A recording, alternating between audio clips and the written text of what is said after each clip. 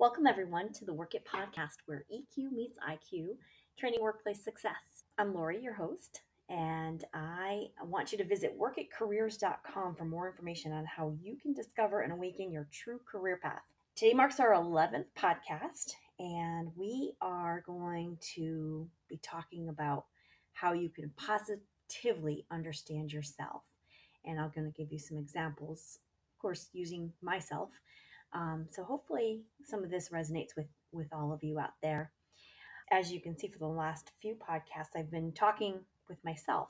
Well, really to you, all of you, but by myself. So I want to let you know that my personality is more collaborative. So this is a little tricky for me to be giving out information without some sort of conversation going back and forth.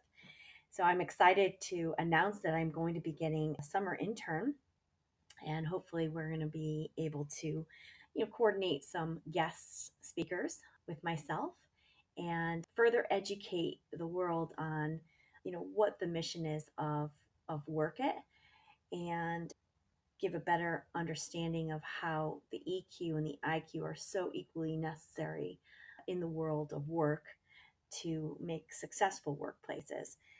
So today I'm going to be talking about how I discovered my personality type and created a kind of a protective boundary around it by understanding others and where I needed to protect myself. So let me kind of explain that a little bit further.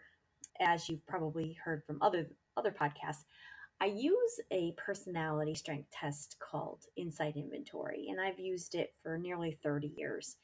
And I used it to build strong work teams in a manufacturing environment. From there, I left manufacturing after about 30 years, and I decided I was going to be using the same testing to help individuals understand themselves better, as well as help them define a career path and to help make a plan. So, as I give Insight Inventory credit for kind of awakening me to understanding myself, I do put like a unique spin on how I unveil to my clients their personality. So it's not exact. So I put my own little spin, and it seems to work out great. So I discovered that I was, born to be the boss at a young age, directing family members, friends, but in a way that was not bully. So the love of people was so extreme that my directness was kind of covered up by the love of people. So at 5 years old, I couldn't have described it exactly the way I just did, but looking back, that identifies this leadership quality, a director quality that you know would lead to a career path of me reporting to usually owners of companies, because they wanted somebody who was a self-starter. They wanted somebody who could make decisions on their own, and probably like-minded, and were not going to cause a problem with the people on their staff. So that's kind of how it led to me having a first job, second job, third job, and always reporting to the person in charge. So luckily for me, I have to say I was lucky for that to happen. It created an environment where I studied other people, helped motivate other people, because I'm a natural motivator. And I was working with certain individuals that, maybe had a hard time working with somebody that was too positive. And I have to say that sometimes I can cross that line to where can that woman be that positive all the time? Some people just have a problem with that. And that's okay. That's when you kind of put a protective boundary around yourself and shift to someone who gets you and understands you a little bit more. As I work with my students, I help them unveil their natural strengths, their natural qualities that they should continue to grow, and how people around them might try to change those natural qualities or try to tell them that those qualities are not good enough, which then translates to you're not good enough. And that's something that really irritates me because, as a director type, I tend not to absorb that negativity or pessimism, and helped realign individuals to where they could use those natural strengths and be supported by the right individuals. So I had some control over moving people around so that they didn't have to be brainwashed really to believe that nonsense. So, as you uncover your own strengths, it's very important for you not to allow others to tell you that you'll never be able to do that just because they have fear. If they personally can't believe in themselves, that does not need to be rubbed off on you. So, leading to the title of this podcast of Positively You, I want you to understand that, when I speak with my clients and unveil the natural strengths that they were born with and help them align those natural strengths to the right kinds of people to be around, as well as the right career path, again, pulling it from their interests, not mine. It's pulling a career path that's from their interests. And that's what makes this program a bit unique. I'm able to really ask the right questions based on their scoring and help them believe in themselves once again.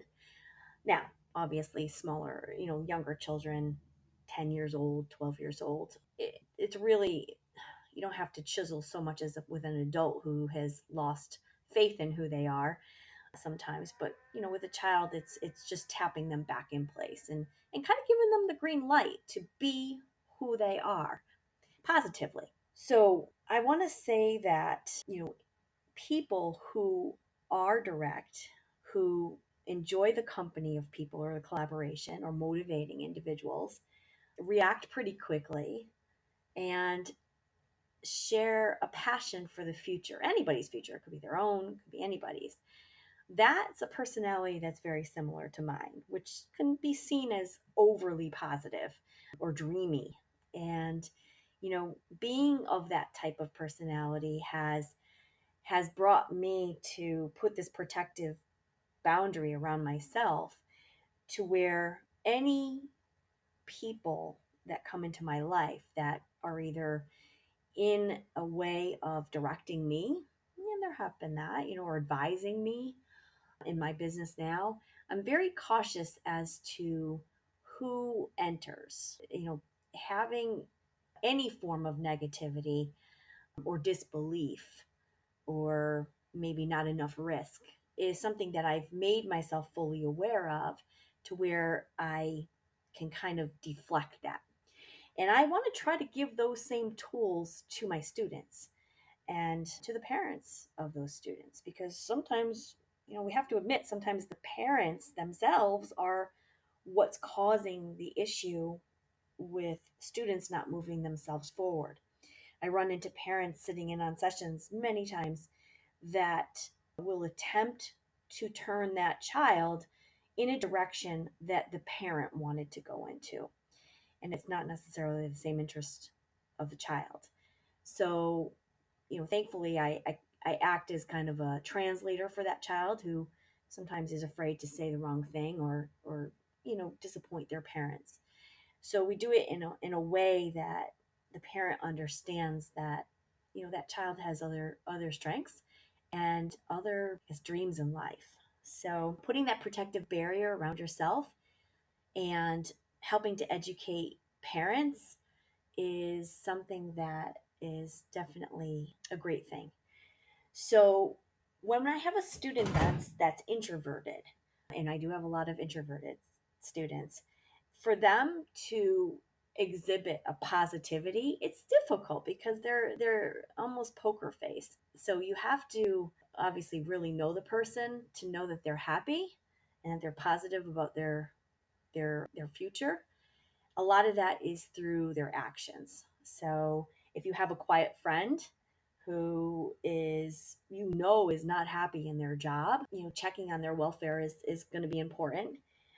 But having them not absorb people's criticism so that they start to believe, it's almost like they drink the Kool-Aid, the negative Kool-Aid of other people maybe bullying them.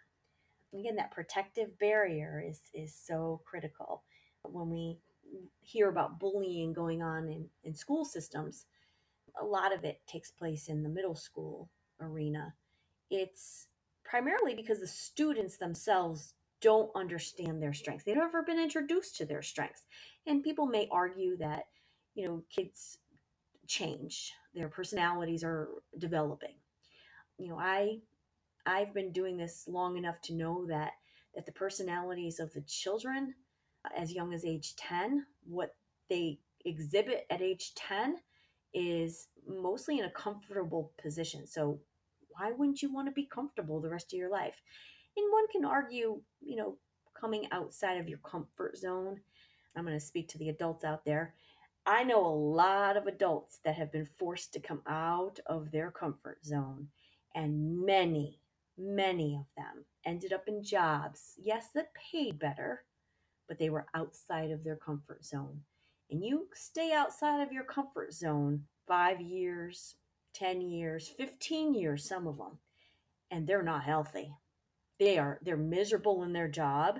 They've built a resume based on a skill they never really enjoyed, and you've created a health crisis. And I think we can see from the healthcare system in America that a lot of it is triggered from stress of people telling people to get outside of your comfort zone. So I'm saying this, with a lot of emphasis, and it's food for thought for all of us adults out there that push their children outside of their comfort zone. Now, doesn't mean that you have to have lazy children, by no means, but as long as a child identifies themselves with their strengths, identifies a path, a career path at a young age that they will be excited about, you shouldn't have to worry about their health becoming an issue by age 30. So, we as parents all want our children to be happy, healthy, and we need to make sure that they're enjoying life. Now, we as parents, many of us have not ever had that opportunity to experience understanding themselves at a young age. And that description that I gave a few minutes ago explains many of us out there that we stretched ourselves, we went outside of our comfort zone, and now, yes, you're making a living, but it's very difficult to get out of bed and go to that job that pays the bills. So I think this podcast serves as a wake up call to all of us adults trying to raise successful children. We need to take a look at that definition of success and turn the positivity of who one is up a notch. And without going into more detail than I need to, I hope that this sheds some light on a lot of why people are not positive out there. We hear misery loves company. Those are the people that say you can't do it. They really like to surround themselves with misery. So people trying to put you in a position where you don't believe in yourself, but yet you feel comfortable with that skill and that passion, and somebody tells you that you're not good enough or you can't achieve that, are people that you need to distance yourself with.